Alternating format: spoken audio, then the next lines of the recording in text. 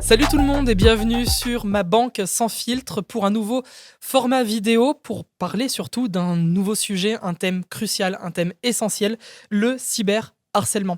Et pour cette question qui est une question aujourd'hui prégnante et qui vous parle, j'en suis sûr, on a deux invités exceptionnels à qui le sujet tient à cœur. Pour commencer, nous avons Timothée avec nous. Bonjour Timothée. Salut. Professeur de physique-chimie et créateur de contenu sur le web. Et à tes côtés, nous avons le représentant de l'association CVHS 63. Bonjour. C'est Alexis. Bonjour Alexis. Bonjour. Comment vous allez tous les deux ? Ça va bien installé ? Très bien. Prêt à parler de ce sujet avec nous, qui est un sujet quand même fort, qui est un sujet aussi grave, mais on va essayer de décomplexer tout ça et surtout de donner énormément de conseils aujourd'hui autour du cyberharcèlement. Je commence avec toi Alexis. L'association CVHS 63, c'est une association auvergnate qui a pour but justement de lutter contre le harcèlement scolaire. Aujourd'hui, si on devait mettre une définition sur le cyberharcèlement, puisque c'est vraiment le sujet du jour, comment on pourrait le qualifier ? Cyberharcèlement, c'est tout ce qui est le harcèlement, donc sous toutes ses formes, principalement morales, sexuelles ou même scolaires, via l'Internet. Donc également sous plusieurs formes, donc les réseaux, les forums ou encore les jeux vidéo, qui parlent de plus en plus aux jeunes, qui jouent de plus en plus aux jeux vidéo, qui ont des téléphones de plus en plus jeunes, etc. C'est aussi pour cette raison-là que vous avez décidé de monter l'asso avec un petit collectif, vous êtes une trentaine aujourd'hui. C'est parce que vous avez constaté qu'il y avait de plus en plus de cas et qu'il fallait aussi de plus en plus aider ? C'est ça, et puis même au sein de l'association, on est plusieurs victimes d'harcèlement, donc moi-même. Et c'est une cause qui me tient à cœur et que moi, j'ai envie d'aider les autres à pouvoir les aider à vaincre ce harcèlement, ce fléau, et à faire baisser les chiffres en sensibilisant et en témoignant mon histoire pour que plus de personnes se reconnaissent et décident d'en parler pour les aider au maximum. Ouais, tu parlais de fléau et de chiffres. Moi, je vais vous en donner un pour commencer. Selon l'OMS, 11% des enfants sont harcelés chaque année à l'école en France. Et je pense que quand on parle de cyberharcèlement, c'est même plus.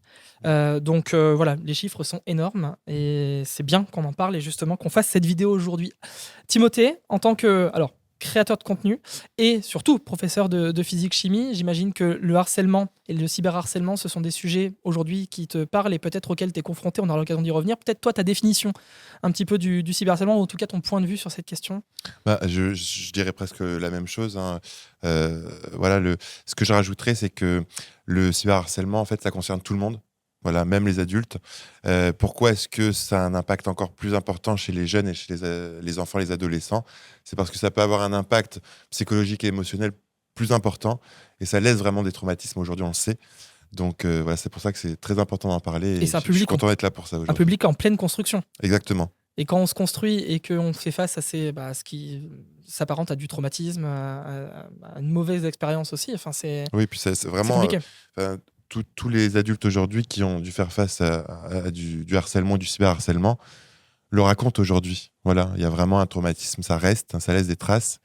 Et c'est pour ça que dès qu'on peut agir le plus tôt possible, on va éviter tout ça et d'où l'importance d'en parler. Vous parliez de vécu, Alexis, tout à l'heure, tu nous as dit, même moi j'en ai été victime. Comment ça s'est passé pour toi ? Moi j'ai été victime d'harcèlement scolaire, pas de cyberharcèlement, parce que heureusement, de ce côté-là, les téléphones, c'était Notre pas époque. trop... Ouais, voilà, c'était une autre époque. Donc, moi, c'était beaucoup d'harcèlement physique. Et comme beaucoup d'autres enfants, on garde le secret, c'est-à-dire qu'on ne veut pas en parler, soit par garder une part de fierté, soit pour pas causer de problèmes à nos parents et pas les inquiéter surtout. Et en fait, c'est tout le contraire qu'il faut faire, c'est essayer d'en parler pour justement que la situation se clarifie.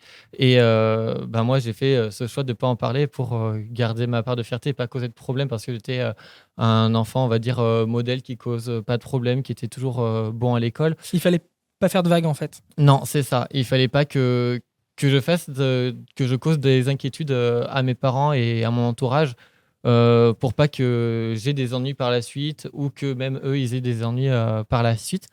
Mais j'ai j'ai toujours pas décidé d'en parler et c'est quand je suis rentré chez moi un jour avec une égratignure à l'arcade que ils ont tout de suite compris Tes parents. voilà, que mes parents, que je suis rentré avec l'arcade ouverte, qu'ils ont compris qu'il se passait quelque chose à l'école. Et c'est à ce moment-là qu'où, en fait, après 4 ans à se faire harceler, à pas en parler, il y a un moment où, quand on n'en parle pas, les nerfs prennent le dessus. Et c'est là que on explose, en fait. On explose Tout et lâche. on est obligé de tout lâcher parce qu'on est démunis. On est démunis et c'est là, c'est la forme d'un appel à l'aide, en fait. Et chose que beaucoup de jeunes veulent pas faire, ils veulent pas en parler, alors que c'est la meilleure solution et que si on garde trop le secret, on se détruit à l'intérieur, en fait. Pas faire de vagues, mais est-ce qu'il y avait aussi un sentiment de honte qui faisait que tu n'avais pas envie d'en parler?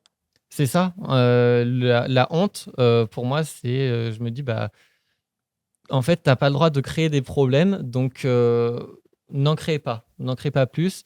C'est-à-dire que pour moi, je me faisais harceler, mais je voulais pas le dire parce que j'avais quand même des amis qui m'aidaient. Après, comme tout autre enfant à cet âge, quand on est en primaire, on a envie de s'amuser. Moi, je faisais le choix de me cacher sous des blousons, sous des cartables pour me protéger au maximum. Et oui, on va dire que c'est une honte. À l'heure actuelle, moi, je me dis que c'est une honte parce que j'ai pas pu profiter pleinement de mon enfance à pouvoir jouer avec mes amis lors des récréations, à pouvoir avoir profité pleinement de ma jeunesse. On te l'a volé? Enfin, t'as eu le sentiment qu'on t'a volé ta jeunesse? Ma jeunesse, oui. Ouais. D'un certain sens, on me l'a volée et je remercie qu'il n'y ait pas eu les réseaux sociaux parce que je pense que ça aurait été pire. Et le téléphone, entre autres, vis-à-vis du cyberharcèlement, etc., parce que ça aurait été vraiment pire parce que on va dire que le harcèlement, à l'époque, ça s'arrêtait à l'école. Quand on rentrait chez soi, Un peu protégé? on était protégé, on était dans sa bulle et maintenant, c'est que ça s'arrête plus. Alors justement, Tim, toi, les écrans et Internet, tu connais bien, tu crées du contenu. J'ai pas cité, hein, mais tu es énormément présent sur les réseaux sociaux. Sur TikTok, je crois 1,7 million d'abonnés. Ouais. 48 000 aussi abonnés sur YouTube. Enfin voilà, c'est des chiffres assez énormes, donc tu es très exposé. Est-ce que toi, tu as déjà vécu personnellement des cas de harcèlement? Alors peut-être quand tu étais jeune, mais même aujourd'hui en tant qu'adulte et créateur de contenu sur le web, de cyberharcèlement? Alors, j'ai jamais vraiment été confronté moi-même au harcèlement, au cyberharcèlement, mais on en voit partout, voilà, malheureusement. Et en vrai, comme tu l'as vraiment justement dit, ça existe depuis très longtemps, hein, le harcèlement. Pourquoi est-ce qu'on en parle beaucoup plus aujourd'hui? Pourquoi on a l'impression que c'est encore plus influé aujourd'hui? Parce que l'ère des réseaux sociaux fait que quand ça commence, ça ne s'arrête jamais. Voilà. Jusqu'au moment où la victime décide d'en parler. Voilà, donc c'est vrai que c'est vraiment quelque chose voilà, qui prend beaucoup d'ampleur et c'est vraiment très difficile pour les victimes de le gérer. On en voit partout. Alors oui, c'est vrai que sur les réseaux sociaux, voilà, je reçois beaucoup de messages hein, de jeunes et même de parents voilà, qui se rendent compte mais qui ne savent pas comment aborder le problème. Mais ils te contactent toi parce que tu es aussi professeur et que tu es en relation avec des élèves, ou c'est parce que tu es un peu, vu que tu es très suivi et forcément, je pense que tu as ce qu'on va appeler peut-être une fanbase, tu es peut-être une figure un peu de, pas d'autorité, mais en tout cas une figure, on sait que les jeunes te suivent et que tu as ce public-là et donc que tu peux faire office un peu de la personne qui sort les bons arguments au bon moment. Disons que avoir avoir de la visibilité sur les réseaux sociaux, je trouve que c'est aussi l'occasion de partager des valeurs qui, pour moi, sont importantes. Et c'est vrai que je fais souvent des vidéos sur le harcèlement, sur la lutte contre le harcèlement scolaire, le cyberharcèlement, sur l'homophobie, la transphobie. Et les gens le savent. Enfin, voilà. Donc, c'est vrai qu'ils vont plus facilement, je dirais, m'écrire pour demander des conseils. Et en fait, c'est pareil en tant que prof. Quand les parents, quand les jeunes vont venir nous en parler, c'est parce qu'il y a une relation de confiance qui s'est mise en place. Et je pense que j'ai réussi sur les réseaux sociaux à mettre en place cette relation de confiance avec les personnes qui me suivent. Donc c'est vrai qu'il y en a beaucoup qui m'écrivent sans hésiter. Alors c'est très difficile de pouvoir répondre à tout le monde, mais voilà, j'essaye de le faire au maximum. Comment les jeunes, ils t'approchent? Comment ils abordent la question avec toi? C'est très frontal ou ils essayent de passer un peu par des subterfuges, des moyens un peu plus subtils pour te faire comprendre qu'ils sont en détresse? Alors, c'est rarement frontal parce que c'est difficile pour eux d'en parler. Ouais.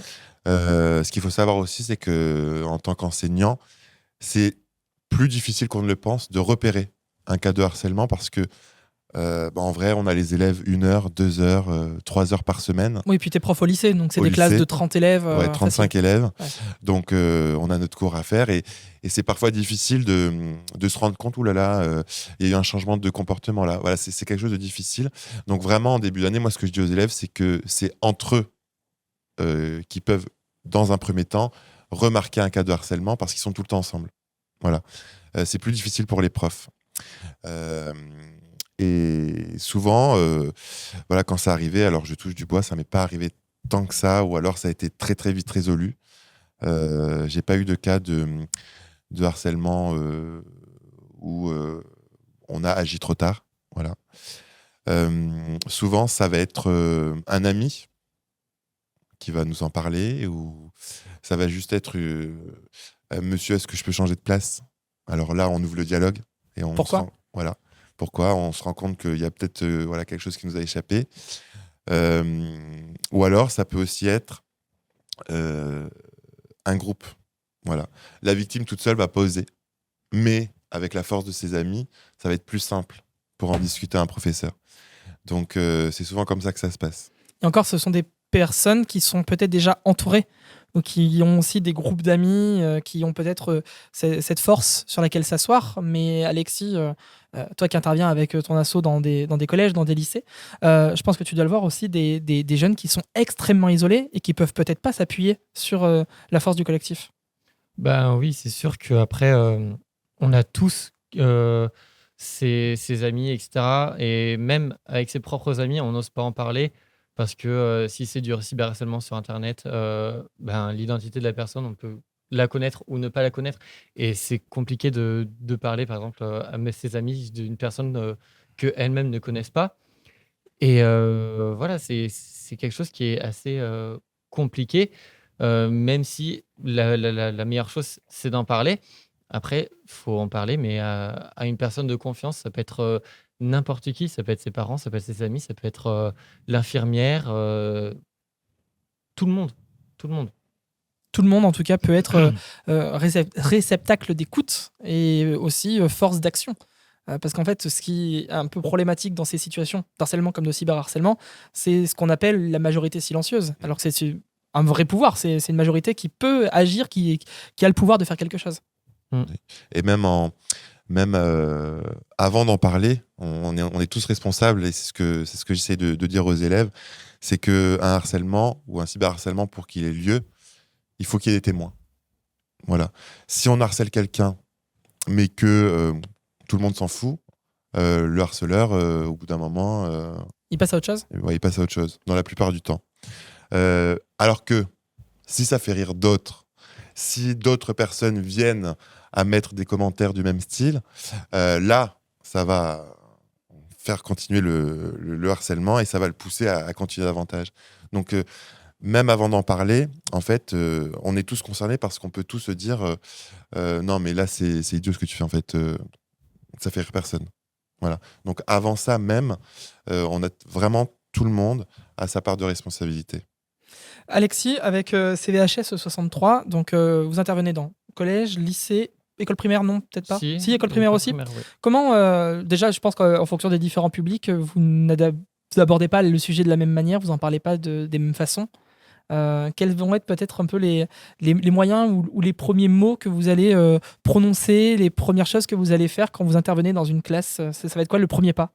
Ben, tout d'abord, comme vous l'avez dit, on a une approche différente en fonction du niveau d'études.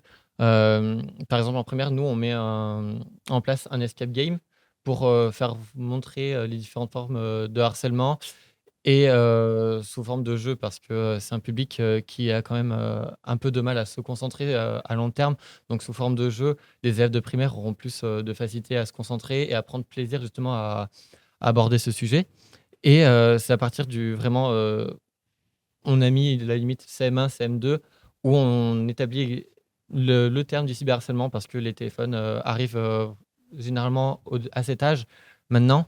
Et c'est là, et quand on pose justement cette question de qui a un téléphone portable, etc., c'est là qu'on voit que la majorité, plus de la moitié, en ont avec les réseaux sociaux, même si À 9-10 ans. à 9-10 ans. C'est Moi, ça. je veux le vieux boomer, mais je trouve que c'est super jeune. Hein. C'est C'est super jeune. C'est super jeune, surtout que au niveau des âges, des conditions sur les réseaux sociaux, c'est fixé à 12 ans. Donc, normalement, ces jeunes-là sont censés ne pas avoir les réseaux sociaux pour, d'une part, les protéger. Et d'une part, c'est que 12 ans, pourquoi? Parce que ils ont fixé à 12 ans l'âge où on est responsable de ses actes, etc. Et où on a conscience de ce qu'on fait. Et donc, c'est pour ça qu'après, ça peut être pénalement responsable. Et donc, voilà, c'est que s'il leur arrive quelque chose ou si les auteurs ont l'âge ou pas l'âge, ils sont coupables. Bon, bien sûr, les peines sont différentes en fonction de si l'auteur a moins de 13 ans, a plus de 13 ans, etc. Oui, parce qu'on l'a pas dit, mais on le rappelle quand même, le cyberharcèlement, c'est un délit. Exactement, Ouais. oui. C'est pas juste délit. une simple infraction, c'est un délit. C'est un délit et les peines sont différentes en fonction de l'âge de l'auteur et de l'âge de la victime. Pour un auteur, par exemple, qui a moins de 13 ans, il y a vraiment des règles qui sont assez spécifiques. Pour un auteur qui a plus de 13 ans et que la victime a moins de 15 ans, c'est 18 mois de prison avec 7 500 euros d'amende. Et au contraire, pour un auteur qui a plus de 13 ans et que la victime a plus de 15 ans, c'est 1 an d'emprisonnement et 7 500 euros d'amende. Et ça, dans les collèges ou lycées, plutôt, tu le dis de manière très frontale. On le dit très frontal pour vraiment Ouais. faire voir que les chiffres sont choquants. Et c'est surtout qu'on insiste sur, en fait, c'est vos parents qui vont payer. Et c'est là que justement les visages se disent, en fait, on veut pas que nos parents Trinquent. payent, etc. Et surtout quand on aborde aussi la prison, beaucoup d'élèves pensent que les prisons, ça existe que pour les élèves, que pour les personnes majeures, que ça n'existe pas les prisons pour enfants, alors que bien sûr que si, hein, ça existe et qu'ils sont susceptibles d'y aller si ils commettent ce délit de cyberharcèlement, voire même de harcèlement scolaire. Tim, même question sur l'approche à adopter. Tu disais tout à l'heure que tu crées du contenu sur les réseaux sociaux. Alors, si on va te voir sur les réseaux, tu fais des blagues, tu danses, tu fais beaucoup de choses très good vibes. Justement, quand tu fais ces vidéos autour du cyberharcèlement, du harcèlement scolaire, t'essayes quand même d'avoir une approche un peu plus décomplexée et garder un peu ce personnage-là pour peut-être faire passer ton message sans être dans une gravité totale, ou justement, c'est le moment où tes vidéos changent complètement de ton. Ouais, c'est le moment où la vidéo est pas très marrante. Et justement, comme c'est du contenu qui est pas habituel, les gens s'arrêtent sur ce genre de vidéo. Et... Ils disent ah tiens, Tim danse pas. Voilà, exactement. Et non, j'essaye de faire quelque chose de plus poignant, voilà, pour vraiment donner de l'importance à ce sujet et montrer jusqu'où ça peut aller si c'est pas pris à temps. Voilà. Donc c'est vraiment, je reste sur du contenu très chill, marrant. Mais quand il faut aussi dire des choses sérieusement, il faut le dire. Et je pense que le harcèlement en fait totalement partie. Et pareil, tu vas utiliser quel mot? Là, par exemple, Alexis donnait les exemples du délit, des peines d'emprisonnement, des amendes. Toi, tu vas plutôt passer par quel moyen pour En fait, évoquer ce sujet? ce que j'essaye de mettre en avant surtout, c'est le déni. Voilà, le déni ou les œillères. C'est-à-dire que on sait, mais on fait rien. Parce que soit on sait pas quoi faire, ou peut-être que ça va me causer du tort aussi. Donc en fait, si le harcèlement et le cyberharcèlement sont aussi répandus aujourd'hui, c'est que malheureusement, on sait que ça existe, mais voilà. Donc tu t'adresses à cette fameuse majorité silencieuse qu'on Exactement. expliquait tout à l'heure. Ouais, je pense que c'est important parce que peut-être que sans le vouloir, on a été nous aussi un jour cette majorité silencieuse. Peut-être qu'on savait quelque chose, mais qu'on n'a rien fait. Et c'est jamais trop tard. Donc voilà, si vraiment j'insiste dessus parce que c'est important, on a tous un rôle à jouer. Ah, moi, alors, avant de venir ici, et là je rentre dans un exemple personnel, mais avant de venir ici, je me suis dit, est-ce que j'ai déjà été dans cette fameuse majorité?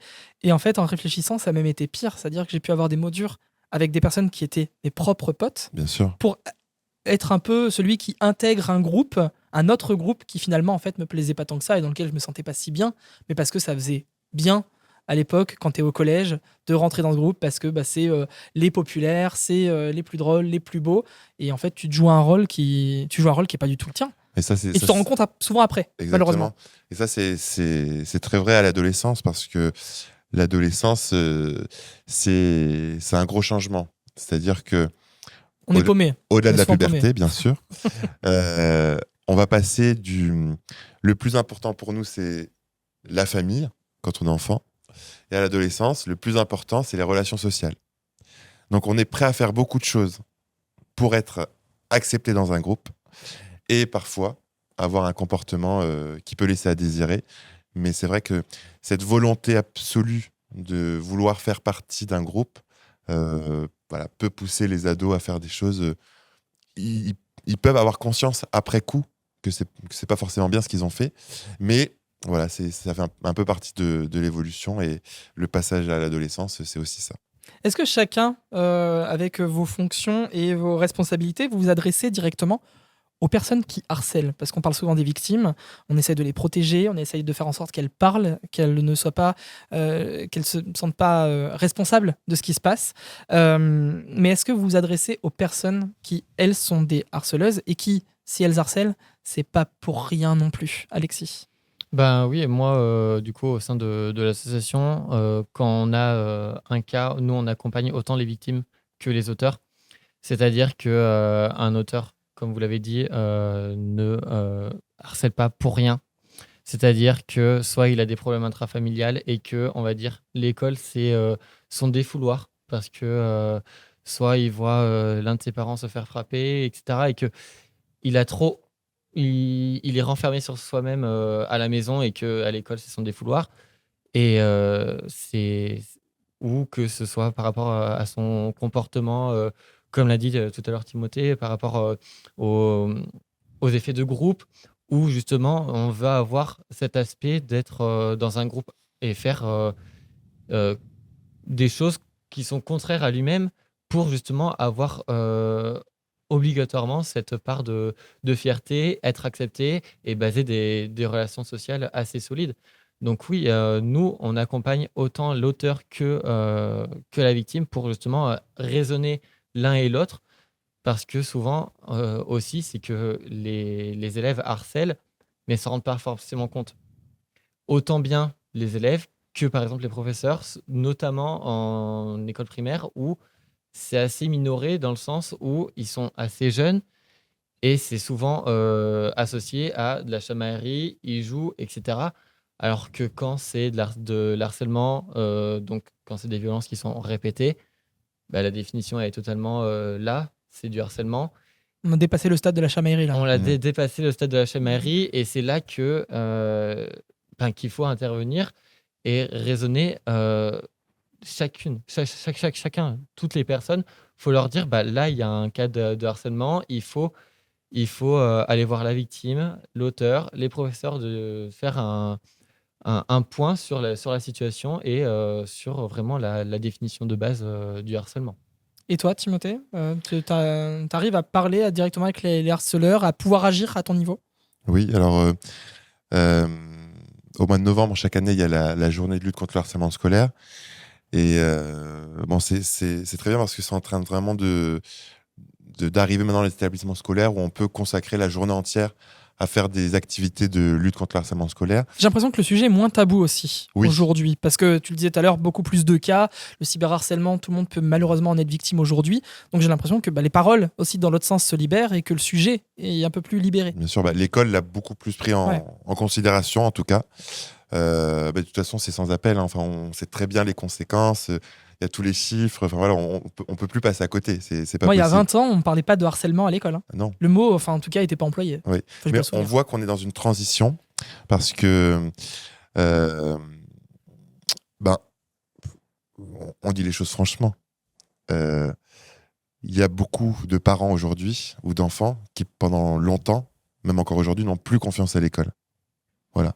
Parce que ils ont un peu cette pensée que l'école les a mis de côté. L'école n'a pas été là pour eux.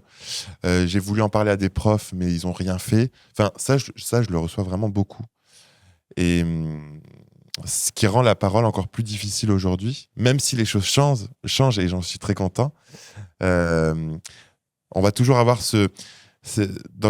les victimes dans leur tête vont toujours avoir ce petit côté, mais si je peux en parler à mon prof, mais il fera rien. Ou alors les parents, non mais moi quand j'étais élève, ils n'ont jamais été là pour moi, pourquoi ça change aujourd'hui? Donc c'est vraiment important de montrer que les choses changent, que le sujet est pris en considération, qu'il y a des choses qui sont mises en place dans les établissements scolaires, des interventions d'associations aussi, pour vraiment montrer que voilà, l'école est aussi là pour repérer ce genre de situation. Et tu as déjà confronté un élève qui harcèle? T'es déjà arrivé? J'ai déjà dû faire face à du harcèlement, oui, tout à fait. Donc, comme je l'ai dit, j'ai eu la chance que l'élève soit venu m'en parler rapidement. Voilà, c'était du cyberharcèlement. L'élève qui a été harcelé? Qui était harcelé. D'accord. Et elle avait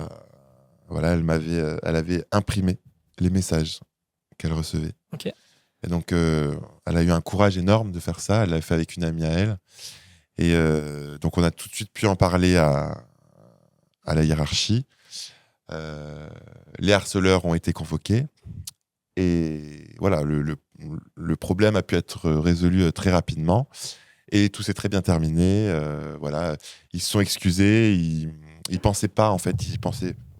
Ils pensaient pas que c'était allé si loin, que ça lui avait fait autant de mal. Et c'est un peu l'effet boule de neige, en fait, parce que on envoie un message, pas très sympa. Mais c'est bon, elle en a eu qu'un. Mais non, parce qu'en fait, elle en a reçu 10 autres avant dans la journée. Mais on n'est pas au courant. Qu'est-ce qui est arrivé à ces harceleurs? Est-ce qu'ils ont eu des sanctions? Est-ce qu'il y a eu je sais pas, en tout cas une punition exemplaire? Est-ce qu'au contraire, on n'est pas dans la punition, mais on est plus dans le dialogue? Comment on gère le cas? Alors, je pense que quand c'est pris comme ça assez tôt, je pense pas qu'il faille aller dans la sanction, mais plus dans la pédagogie. Voilà, essayer d'ouvrir le dialogue, de faire comprendre pourquoi est-ce que on arrive au stade du harcèlement. Et c'est beaucoup plus efficace. Voilà. Et il y a différentes pédagogies qui sont mises en place justement pour que les harceleurs prennent conscience par eux-mêmes qu'ils sont allés trop loin. Et en vrai, ça marche. Ouais, c'est vraiment quelque chose de très efficace, bien plus qu'une sanction en réalité. T'en penses quoi, Alexis? Bah oui, c'est sûr que si un cas de harcèlement est pris de plus en plus tôt, il faut aller dans la période pédagogie, à parler, à sensibiliser et à montrer que ce qu'il a fait, c'est pas bien, etc. Toujours aller dans le raisonnement de la personne en fonction de la mais comment on fait concrètement? Parce que j'ai l'impression que si on dit juste « c'est pas bien ce que t'as fait », ça va pas suffire pour qu'il n'y ait pas de récidive. Non, c'est sûr. Il faut aller dans le sens où montrer que la victime a souffert quand même et comprendre pourquoi il a fait ça, savoir l'origine en fait des messages ou du harcèlement en lui-même et surtout après avoir une pédagogie dans le sens où lui montrer que ce qu'il a fait, bon, il n'y a peut-être pas eu de conséquences directes, peut-être que c'est psychologique envers la victime, il faut la raisonner et que c'est que si il continue, il sera pénalement responsable et donc coupable pénalement. Et donc je pense que c'est ça aussi qu'il faut montrer, c'est que c'est les chiffres, c'est les données qu'on a et les peines encourues. Et c'est là que je pense que les auteurs se rendent compte que ce qu'ils font, ça peut être vraiment pénalement responsable et faire un court-circuit dans leur tête en disant merde, moi je veux pas aller en prison, avoir 7500 € d'amende, etc. Et c'est là qu'ils voient en fait, qu'ils se rendent compte de ce qu'ils font. Et on le voit leur réaction quand ils sont convoqués, quand on en parle, on sent. Enfin, ça se voit si c'est vraiment s'il y a un regret de leur part. Généralement, ils arrivent soit tête baissée, soit de manière très fière, mais ou même des fois vraiment en mode mais j'ai jamais harcelé personne. Mais non, mais c'est pas du harcèlement, ça. Ou alors, il y en a qui peuvent même se mettre à pleurer. Enfin, vraiment, on se dit, bon, ok, il n'avait pas conscience de ce qu'il faisait. Voilà. Donc, c'est vrai que la réaction aussi, quand ils sont devant le fait accompli, bah, ça va beaucoup jouer aussi sur notre façon d'agir. Alexis, est-ce qu'il y a une histoire, toi, qui t'a particulièrement marqué, un jeune que tu as pu suivre, une situation que tu as dû gérer, notamment avec l'association? Alors oui, oui. Vraiment, il y a des cas qui sont assez divers. On passe de tout et vraiment d'un cas assez simple à un cas assez compliqué. Bien sûr, alors au niveau du cyberharcèlement, on n'en a pas vraiment encore eu parce que je pense qu'il y a beaucoup de choses qui sont mises en place sur les réseaux sociaux, sur Internet, etc.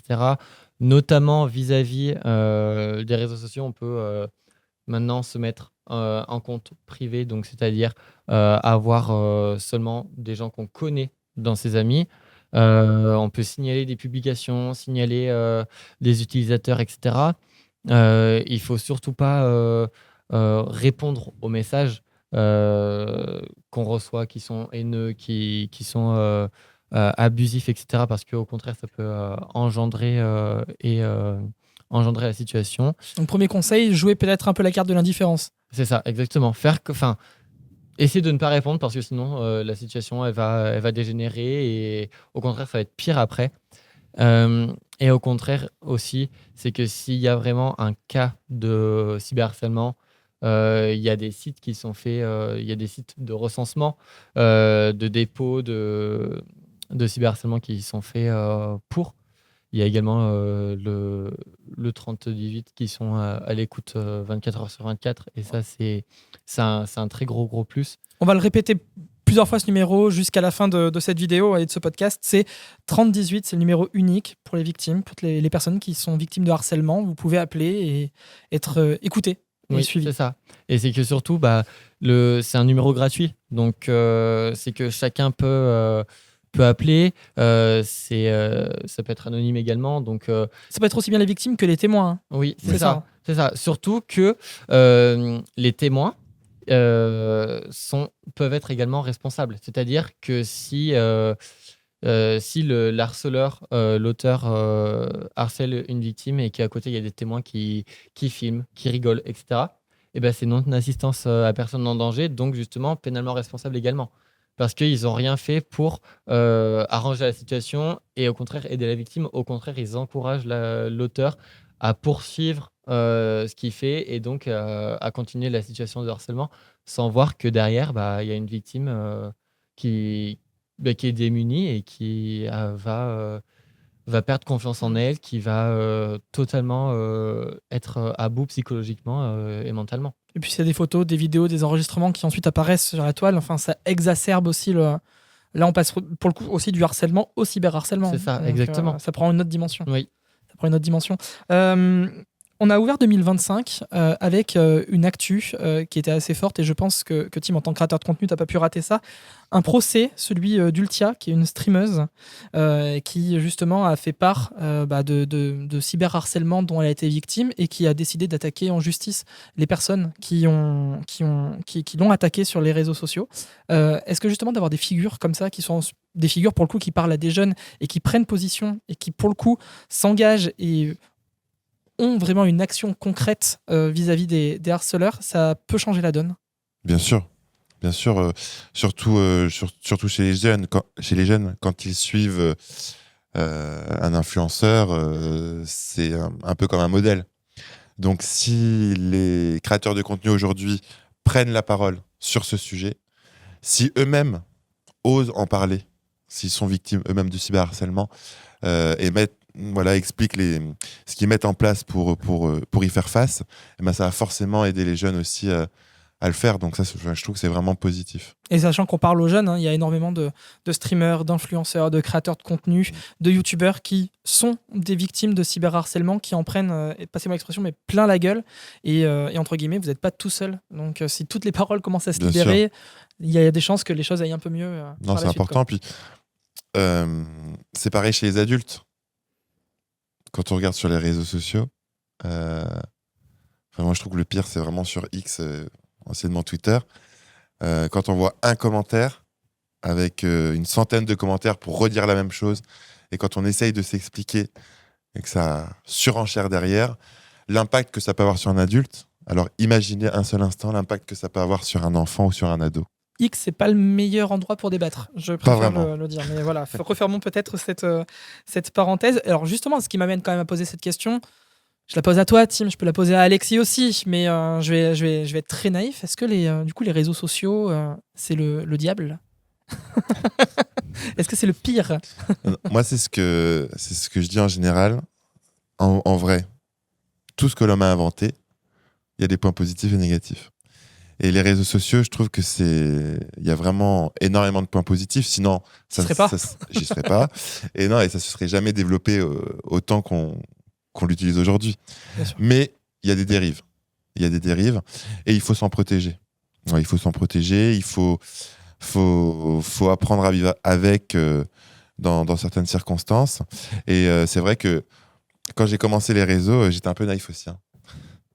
Je me suis dit, moi, je vais faire des vidéos marrantes. Ça fait combien de temps que tu as démarré tes vidéos? Ça va faire 5 ans. Okay. Ça va faire 5 ans 2019. 2019-2020. 2020, ouais. Okay. J'ai commencé pendant le confinement. Ok. En fait. Et dès que je recevais un commentaire négatif, ben, j'expliquais. Je suis non, mais t'as mal compris, c'est ça que je voulais dire. Et en fait, je voyais que ça servait à rien. Parce que vraiment, quand on essaye de s'expliquer, en fait, les gens, ils ont vraiment une idée et puis ils veulent pas en démordre. Et au début, ça me faisait beaucoup de peine, en vrai, d'avoir des remarques négatives parce que c'était absolument pas ce que je voulais. Enfin, je voulais faire rire, je voulais apporter de la bonne humeur. Donc, je comprenais pas qu'on puisse venir critiquer mes vidéos.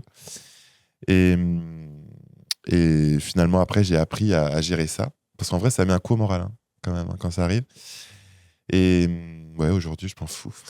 On arrive à s'en détacher? Ah oui, ouais. Vraiment. Ça demande du travail sur soi, quand même. Et vraiment, je me dis qu'aujourd'hui, en fait, je peux pas laisser mon moral dépendre de gens que je ne connais pas et qui ne comptent pas pour moi. Bien sûr. Voilà. Le jour où mes parents ou mes meilleurs amis commenceront à critiquer ce que je fais, là, peut-être que ça va te toucher, forcément. Ça va me toucher. Mais sinon, non, parce que sinon, on n'en finit pas et on termine en hibernation, quoi. Moi, je vais vous partager une expérience que j'ai eue il n'y a pas très longtemps, parce que je fais des vidéos comme celle-ci avec d'autres personnes pour d'autres projets. Et en fait, on m'a souvent prêté, alors c'est pas un compliment que je me lance ou quoi que ce soit, mais on m'a souvent prêté des traits de Leonardo DiCaprio. On m'a dit que physiquement, je ressemblais un peu de manière lointaine à Leonardo DiCaprio. Et du coup, je fais une vidéo comme celle-ci, qui est postée, je crois, en réel sur TikTok. Et là, il y a juste un commentaire. Il y a plein de commentaires sous la vidéo, hein, sur le sujet trop bien, l'invité génial, etc. Et il y a un commentaire sur moi. L'internaute n'a même pas pris le temps de faire une phrase. Il a juste marqué Leonardo DiCaprio. Et là, mais moi, j'ai vu ça. Et au début, on n'a pas osé me le montrer parce que j'ai pas TikTok. Et donc, je pouvais pas accéder à ce commentaire-là. On m'a pas osé me le montrer au début. J'ai fait, montre-moi ce qu'il en est. Et moi, quand j'ai vu ça, mais j'ai éclaté de rire. J'ai failli mettre en dessous, mais alors bravo pour le génie, parce qu'il fallait la trouver, celle-ci. Mais je m'en suis détaché, parce que si tu commences à prendre tout à ton compte, t'en finis plus, quoi. Et dans ce cas-là, tu rentres dans une spirale négative infernale. Après, je sais pas comment, Alexis... En tout cas, quand on est jeune, c'est peut-être plus compliqué, mais le détachement, c'est aussi peut-être quelque chose à prendre en compte. Quand on est jeune, et comme moi qui ai été victime de harcèlement, c'est sûr que, par exemple, recevoir un commentaire comme toi, tu as reçu, moi, je vais avoir tendance à le prendre premier degré, c'est-à-dire à le prendre directement au sérieux. Et je vais me dire, ça me blesse énormément parce que, étant victime de harcèlement, la confiance en soi, elle est très, très basse. Ouais. Et pour la regagner, c'est énormément difficile.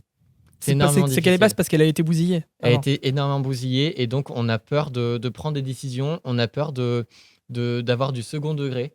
Chose que maintenant, aujourd'hui, on doit avoir. Chacun rit, chacun utilise ses propres blagues, etc., qui peuvent parfois être incomprises, mal comprises, etc.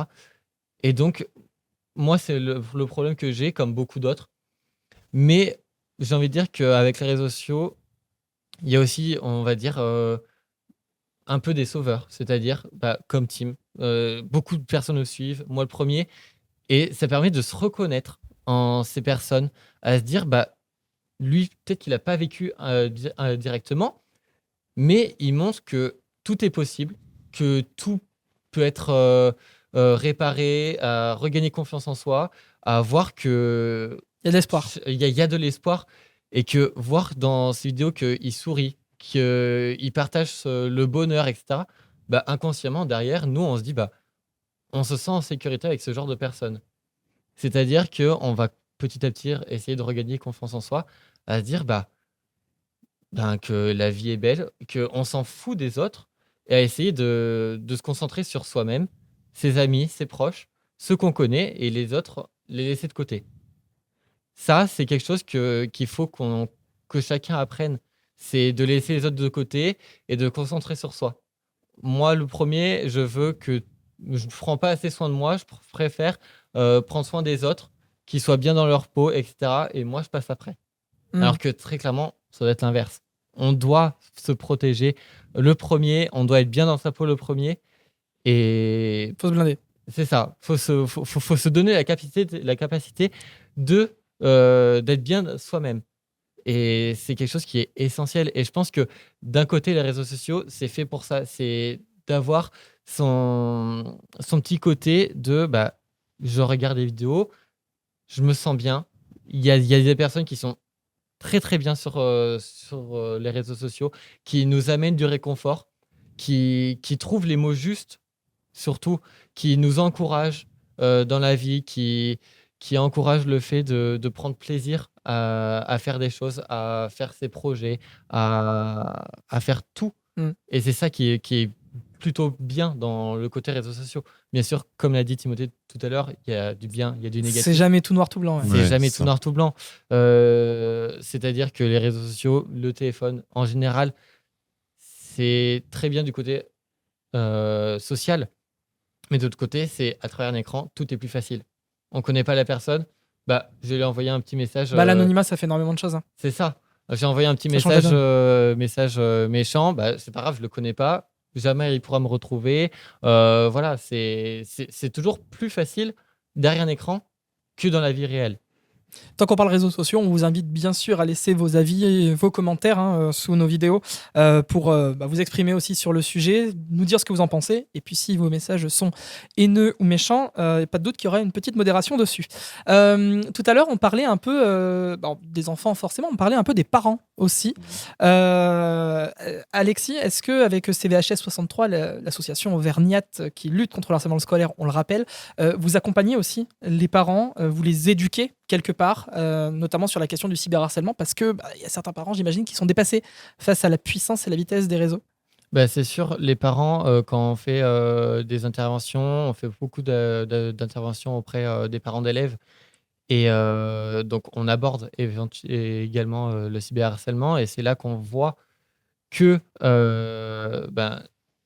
on se rend compte que plusieurs parents ils mettent quand même des restrictions sur les téléphones de leurs enfants, donc c'est-à-dire un contrôle parental.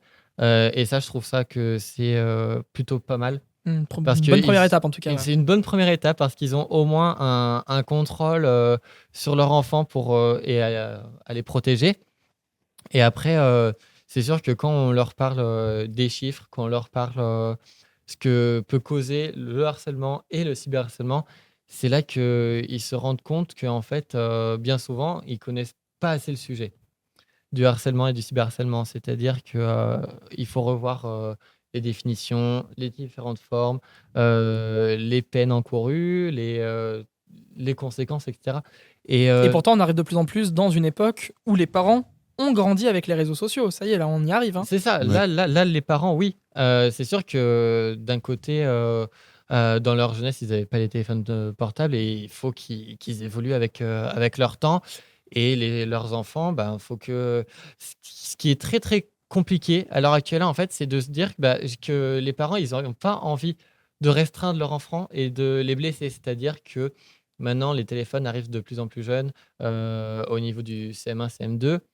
Si votre enfant va venir vous voir en disant tous mes amis ont un téléphone, pourquoi pas moi? C'est compliqué de se dire tous tes amis en ont un, pourquoi pas toi? De trouver les mots justes de pourquoi.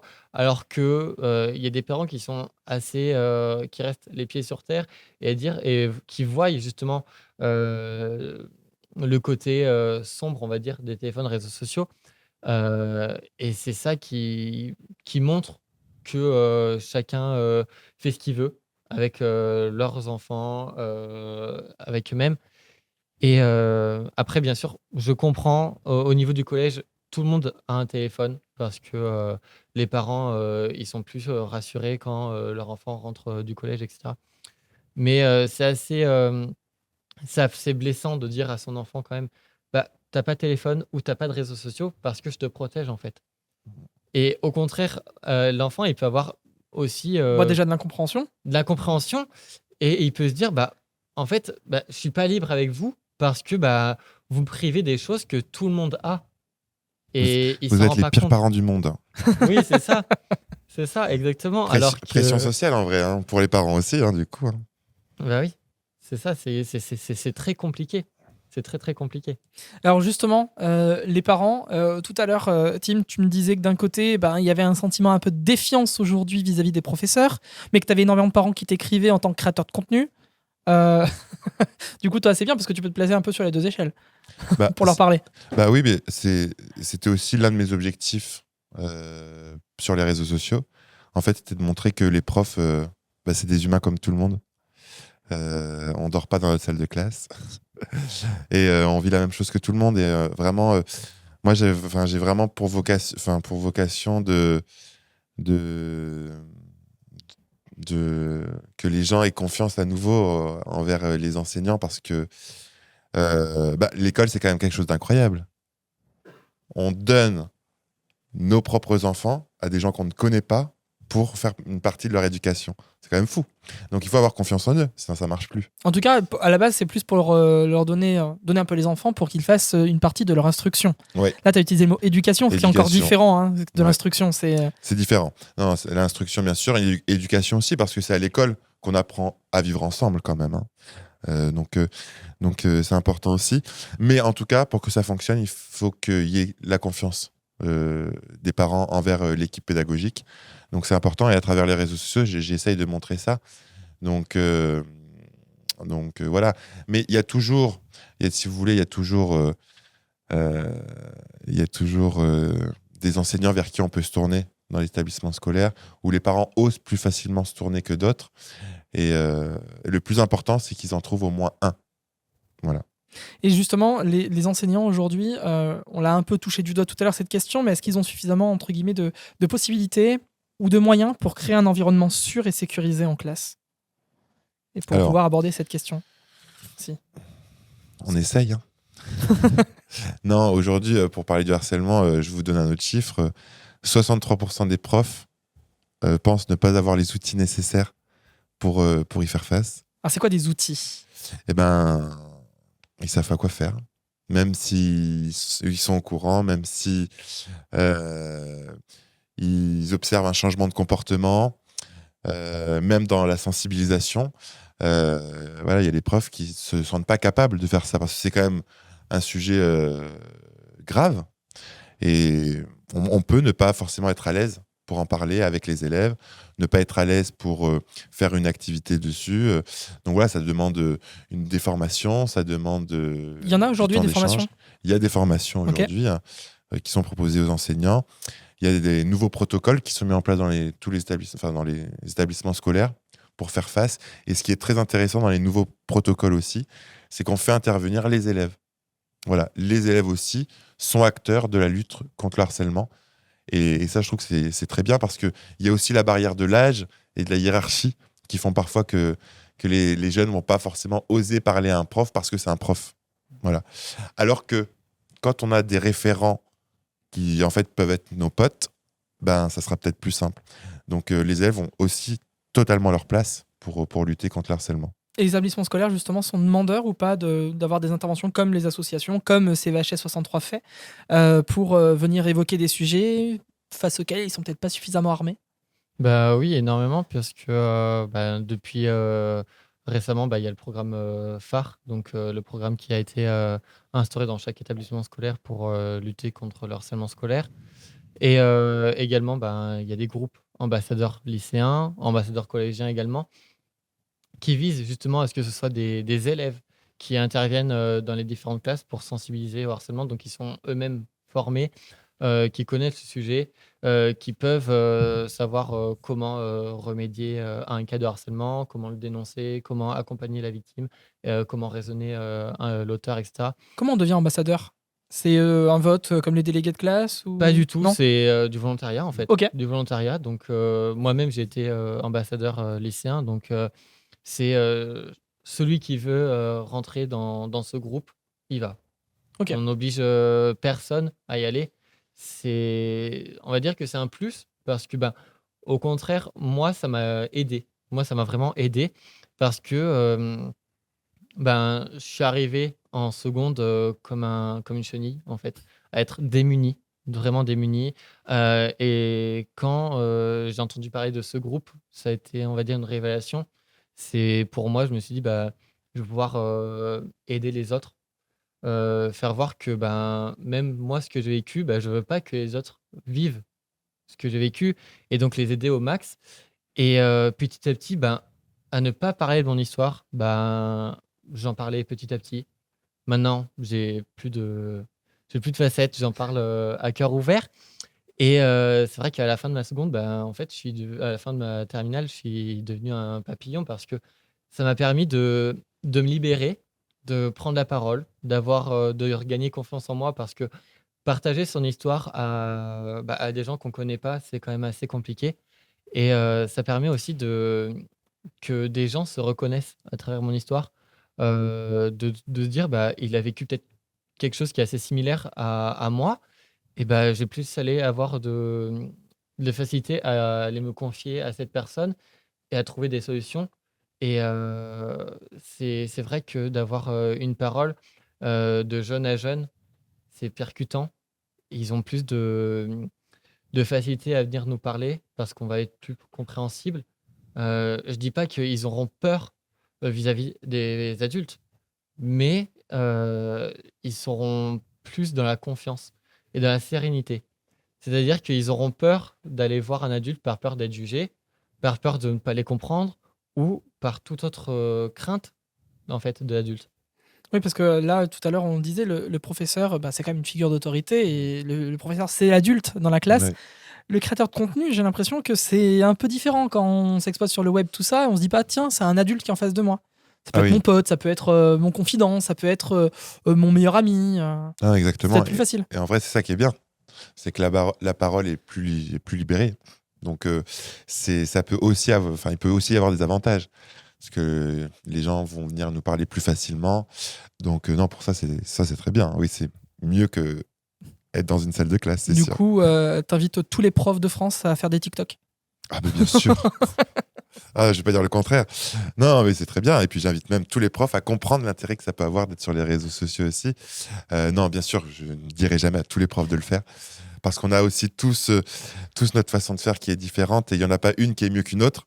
Il faut juste prendre celle qui nous convient le plus et les réseaux sociaux peuvent en faire partie en tout cas. On en a très peu parlé. Je pense qu'il y a des réponses évidentes et puis certaines moins. Et c'est ça qui m'intéresse aussi. Quelles sont les conséquences chez les jeunes qui sont victimes de harcèlement, des conséquences que chacun, l'un et l'autre, dans vos salles de classe, sur les réseaux, avec les interventions, vous avez pu observer chez les jeunes qui sont victimes de harcèlement? Il y a énormément de conséquences possibles, que ce soit aussi bien mentalement que physiquement.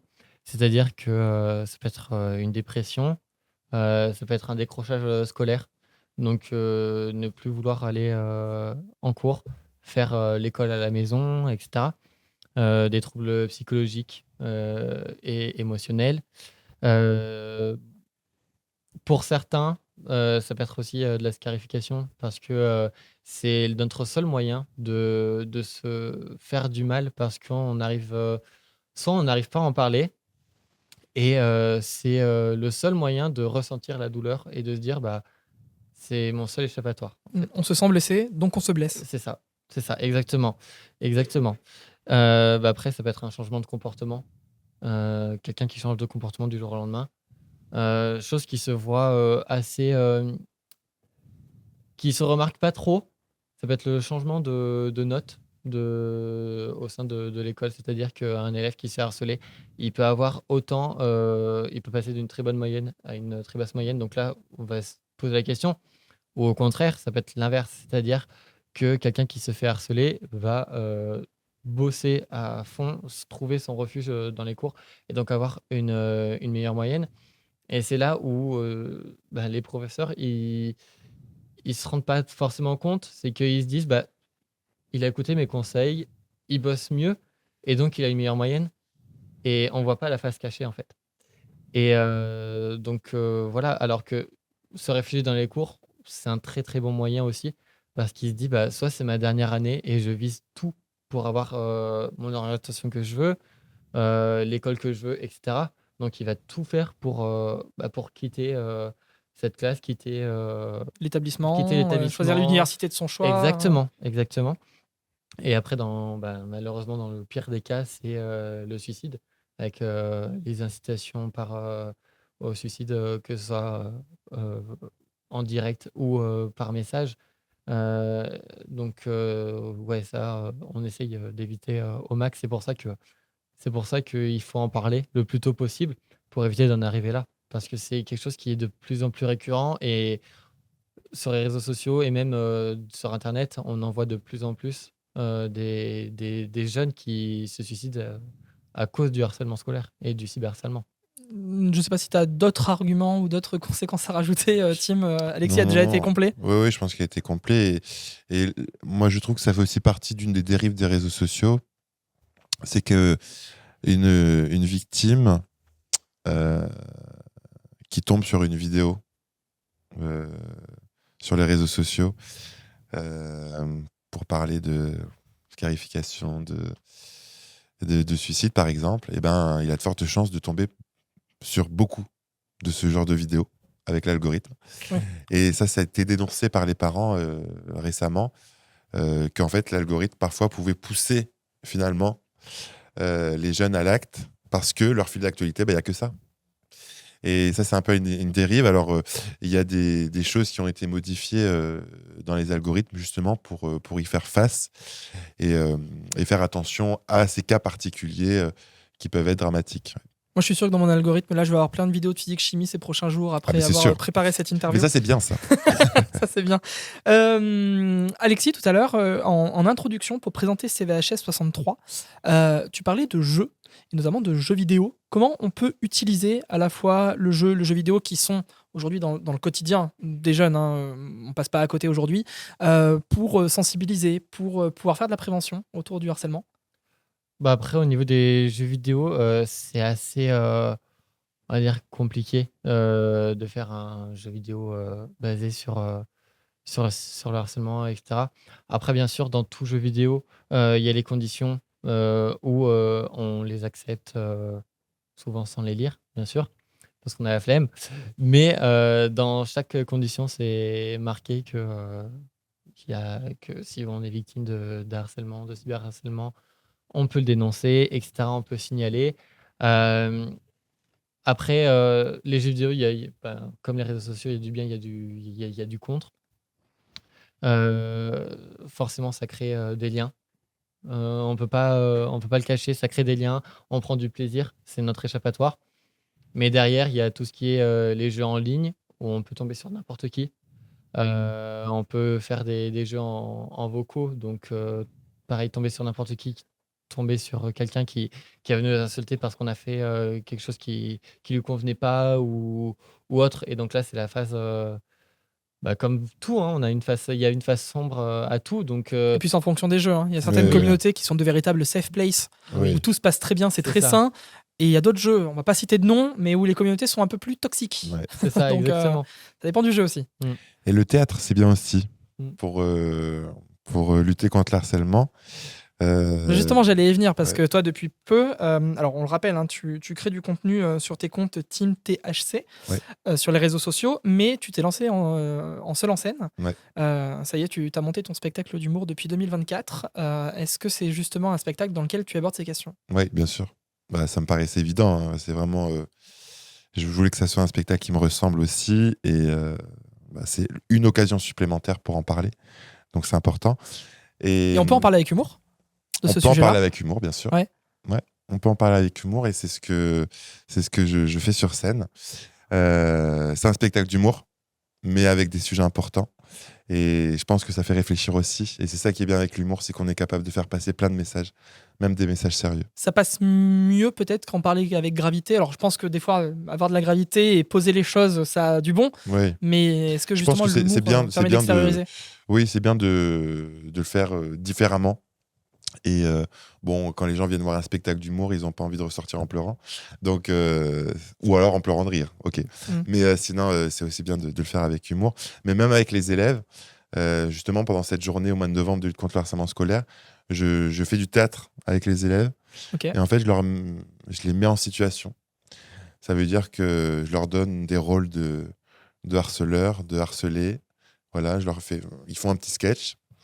Et puis après, on fait un débat. Alors, est-ce que c'est du harcèlement Qu'est-ce qui se passe À quel moment ça dérape Voilà. Et les élèves prennent vraiment conscience à ce moment-là, en fait, de certaines situations que eux ont peut-être déjà vécues en tant que victime, en tant que témoin, ou même en se disant ah mais attends, mais j'ai fait ça la semaine dernière. Ah mince, j'aurais peut-être pas dû. Voilà. Donc en fait, ça les fait réfléchir, soit consciemment ou inconsciemment, soit ils nous le disent, soit ils nous le disent pas. Mais c'est ce que je me dis à chaque fois dans ce genre d'intervention. Moi, j'ai planté ma petite graine. Un jour, Ça a poussé. ça va pousser. Mais juste le fait de se mettre dans la peau d'eux.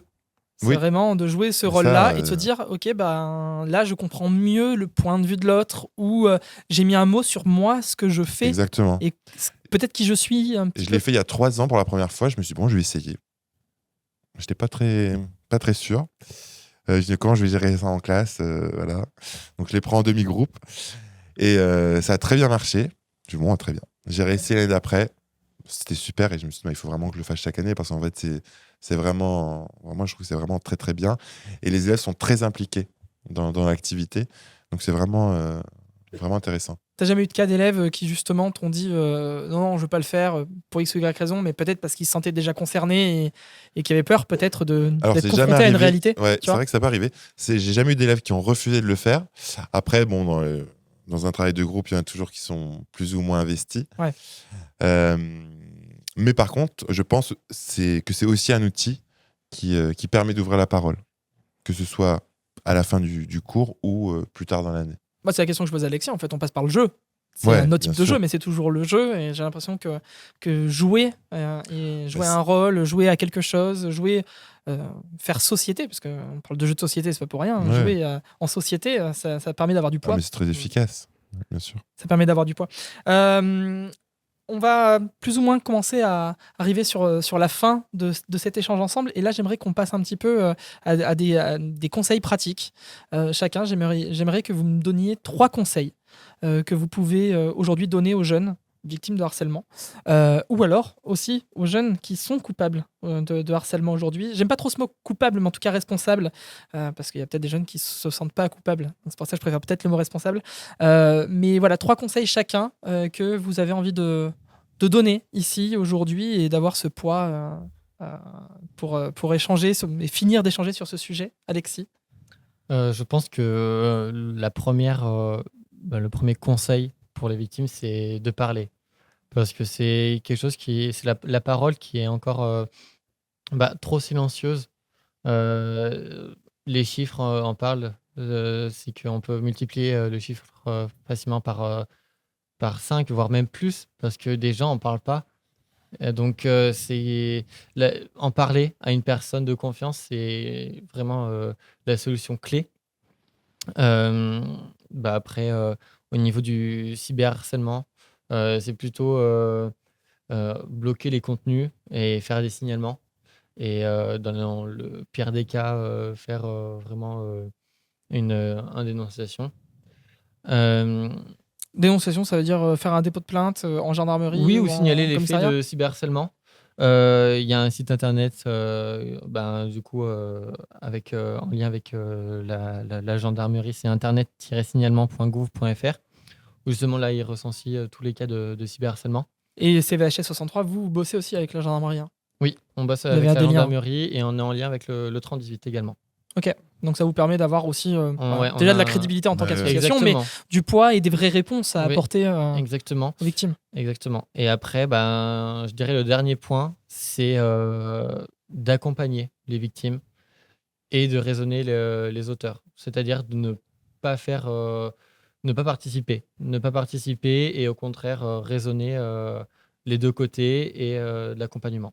Comment moi, si je suis demain témoin, euh, que j'ai envie d'aider cette personne, de l'accompagner, je peux réussir à trouver les mots justes? Parce que j'ai l'impression que parfois, on a envie de parler et c'est compliqué d'avoir les bons mots, les bonnes phrases, ou en tout cas avoir la bonne approche, tu vois, pour que la victime écoute et prenne conscience. Alors après, c'est peut-être pas le rôle de tous les accompagnants que de faire prendre conscience. Ah, mais comment je trouve les mots justes, quoi? Non, c'est sûr, tout le monde n'a pas C'est dur. la même conscience. Après, pour un témoin, c'est toujours compliqué de trouver les mots justes, mais il faut montrer qu'on est là pour la victime. Il faut montrer qu'elle n'est pas toute seule. Il faut montrer qu'elle a quelqu'un sur qui se reposer et avoir confiance.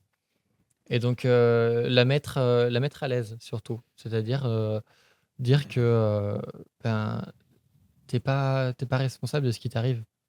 C'est pas à cause de toi. C'est ça. Beaucoup d'élèves se disent je me suis fait harceler. Non, tu t'es fait harceler. C'est pas la même chose. Mm. C'est une petite subtilité.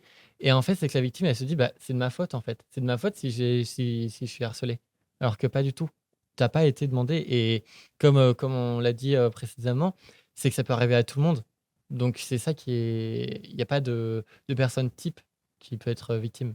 Ne pas être dans le jugement. Voilà, c'est très important. Inconsciemment, des fois, on le fait. Quand on veut prendre soin de quelqu'un, alors soit on va être dans le jugement un peu, ou alors on va absolument vouloir trouver des réponses à des questions.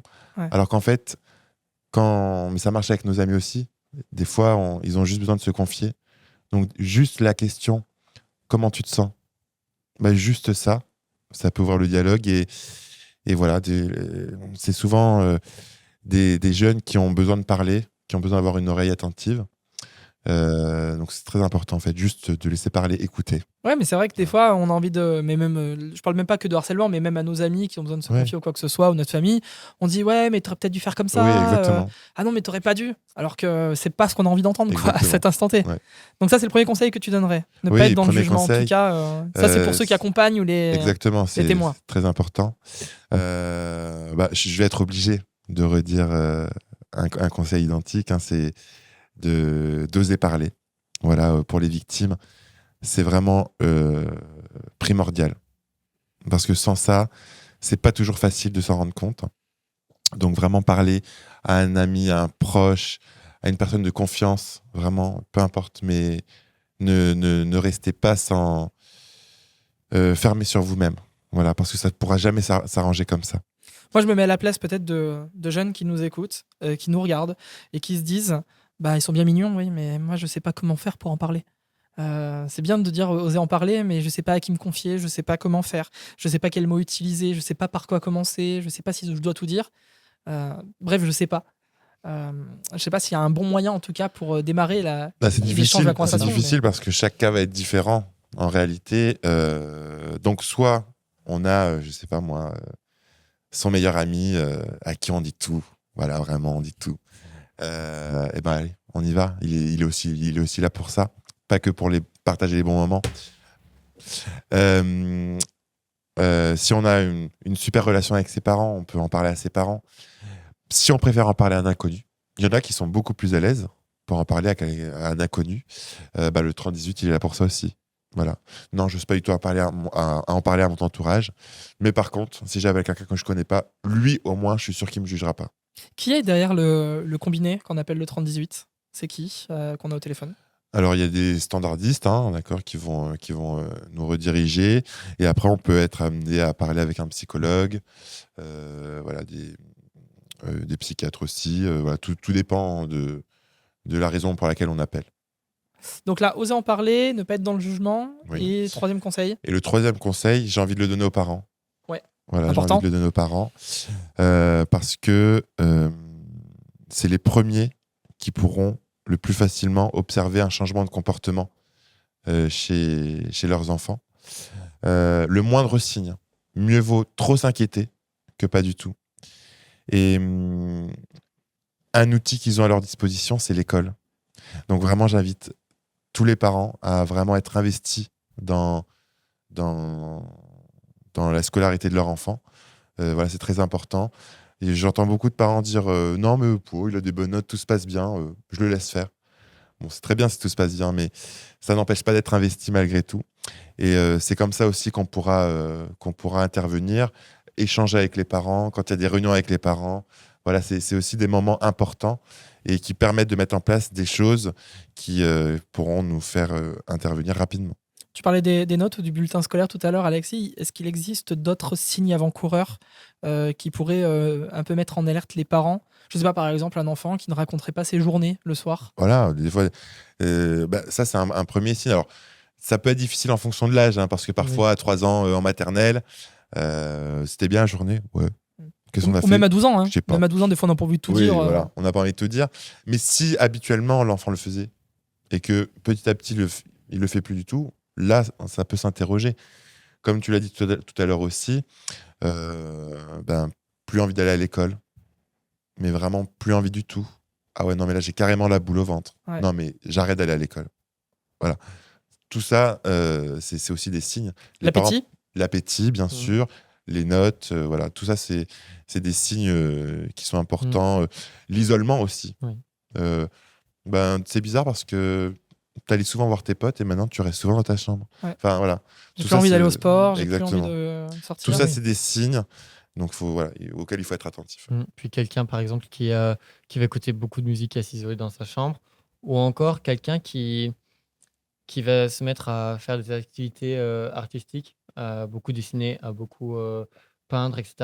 Ça va être peut-être pour eux une sorte d'évasion, à dire je veux utiliser cet art pour me libérer, etc. Et comme vous l'aviez évoqué tout à l'heure, pour dénoncer le harcèlement, quelque chose qui peut être très très courant aussi chez les élèves victimes, c'est l'écriture. L'écriture, s'il ne veut pas en parler, l'écriture, c'est quelque chose qui va beaucoup parler aussi pour l'élève victime parce qu'il va se dire la parole, ça sort pas. Alors que à l'écrit, ça sort, ça vient tout seul. Et je peux passer par là. Ça peut être ma porte de sortie, en fait. Vous invitez à le faire, l'un ou l'autre? Moi, Je sais pas. vraiment, Ouais. j'invite à le faire parce Ouais. que parler, ça peut être très, très compliqué parce qu'on a peur du jugement, etc. Alors que écrire, on va dire que on peut déposer soit une lettre n'importe quand. On n'a pas de moment opportun à se dire là j'y vais pas. On y va quand on le sent. Et que on va dire que on n'est pas obligé de rester face à face avec la personne avec qui on veut en discuter. C'est-à-dire qu'on peut dire tiens, il faut que tu lis ça, mais je préfère rester dans ma chambre. Il préfère faire confiance à la personne et voir après ce qu'il en est. Je me dis qu'écrire, ça peut être aussi la bonne solution pour communiquer avec ses parents. Des fois, on n'a pas envie de Bien dire les sûr. choses frontalement. Peut-être juste écrivez une lettre, entre guillemets, à vos parents ou un petit mot, quelque chose comme ça. Et même sans forcément après verbaliser, mais déjà, ça peut être la et puis première approche, quoi. C'est très efficace. Alors, c'est compliqué, il faut passer le cap, mais Et non, puis mais on ça, c'est peut, la première l'écrire sans la donner. oui, Voilà. aussi. Juste le fait d'écrire, ça permet aussi d'extérioriser. Mm. Voilà. Donc Ça pose des mots, ça permet de mieux comprendre ses Exactement. sentiments, ses émotions, sa colère, sa rancœur, ses joies. Enfin, n'hésitez pas à écrire, vraiment. Vraiment, même non, si vous êtes bien c'est- dans votre vie, hein, pas que si c'est très Ah non, efficace. mais oui. Mais c'est un peu l'idée N'hésitez pas d'un à journal écrire. intime en réalité. Bien sûr. Un journal intime, ça permet aussi de poser des mots sur ses émotions. Mm. Et c'est aussi ce qui nous permet d'évoluer et de grandir. Hein. Alors, petit conseil, les journaux intimes ne sont pas réservés qu'aux filles. Si vous êtes un garçon, vous pouvez avoir un journal Bien intime. évidemment. Non, mais parce que ça fait très girly de dire on fait un journal intime. Mais Non, il n'y a pas de genre pour un journal Non, intime. ah non, quoi que ce bien soit, sûr. hein. Tout le monde peut en écrire un. tout à fait. Et on vous invite bien sûr à le faire. Tout à l'heure, on parlait des parents. Ça m'a fait penser à une anecdote qui m'est arrivée aussi. Quand j'étais en 5e, j'ai été victime de raquettes. Mais sur une journée. Heureusement, je croise les doigts, j'en ai pas eu pendant 4 ans, comme tu as pu vivre, Alexis, de harcèlement ou quoi que ce soit. Mais sur une journée, et je suis rentré le soir, et mes parents ont tout de suite compris qu'il y a un truc qui s'était mal passé dans ma journée. Et en plus, ils trouvaient que la personne qui m'avait racketté, c'était un pote à moi. Quelqu'un avec qui je m'entendais bien, mais qui parlait fait de groupe. Voilà, ça s'était passé malheureusement comme ça. Et mon père a pris le taureau par les cornes et est tout de suite allé voir ses parents pour pouvoir échanger sur le sujet et mettre les choses à plat. En nous confrontant, j'y suis allé avec lui et il y avait ses parents, le jeune qui était là aussi. Ma question est, est-ce que c'est la chose à faire? Est-ce que ça peut être entre guillemets le bon exemple ou la bonne solution? Est-ce que ça a été efficace? Ah bah moi après j'ai plus, y a plus de raquettes de mon côté. Hein. Bah voilà. Donc, Non, après, comme je disais, chaque situation est différente, mais c'est vrai que si on remarque tout de suite et qu'on va discuter avec les parents, enfin, on agit en toute responsabilité. Enfin, ce que je veux dire, c'est est-ce qu'il faut agir directement? Faut pas hésiter, c'est ça? Plus c'est rapidement, plus c'est tôt, plus ça sera efficace. Ouais. Voilà. Alors après, il y a agir et agir. Hein. Ouais, c'est ce que tu disais en fonction des situations. Voilà. Quoi, il t'a fait ça? Attends, je vais lui casser la gueule. Non. Non. Faut pas faire justice soi-même non plus. Quoi. Faut pas faire justice soi-même. Mais par contre, discuter avec les parents, avec les autres parents, oui, bien sûr. Et puis ça montre aussi que les parents sont là pour nous. Ouais. Donc c'est très rassurant pour l'enfant aussi. C'est pas en mode oh non, mais c'est bon, ça va passer. Exactement. On se sent pas seul. Ça peut être bénéfique, bien sûr. On se sent pas seul. Et ben écoutez, je pense qu'on a quand même fait plus ou moins le tour. De toute façon, on peut continuer à vous retrouver sur le terrain. Comme CVHS 63, oui. Beaucoup d'établissements, école primaire, collège, lycée. Et j'imagine que s'il y a des établissements, peut-être qui nous regardent ou nous écoutent, qui sont intéressés, ils peuvent vous contacter pour vous intervenir sur l'Auvergne. Oui, on a même les réseaux sociaux, du coup, pour nous suivre. Donc, CVHS 63 sur Instagram et Facebook. Et on a aussi des mails. Donc, on peut être apte à être contacté, à vous répondre. Et à intervenir parce que on va dire que la clé aussi c'est de se sensibiliser et rien de mieux que de parler de ce sujet, d'oser en parler surtout et de faire libérer les paroles. Et puis, Timothée, on te retrouve sur tes réseaux, en plus de ta salle de classe. Mais bon, tout le monde ne va pas aller dans ta salle de classe. Donc, du coup, tes réseaux, c'est Team THC. On te retrouve sur TikTok, sur YouTube, sur Insta. J'en oublie, j'imagine. Non, c'est bien. C'est déjà pas mal. Et puis sur scène. Et sur scène. Aussi, avec ton spectacle One Man Show, où on parle notamment de harcèlement scolaire et cyberharcèlement. Merci à vous deux. Merci ces échanges enrichissants. N'oubliez pas, parler de ces sujets, c'est essentiel et on vous redonne ce numéro, le 3018, qui est un numéro unique pour toutes les victimes ou témoins de harcèlement et cyberharcèlement, essentiel pour créer un environnement sûr et sécurisé dans la vie et en ligne. On se retrouve très bientôt pour une nouvelle vidéo. N'oubliez pas de vous abonner, de partager sur vos réseaux sociaux et moi je vous dis à la prochaine. I like it like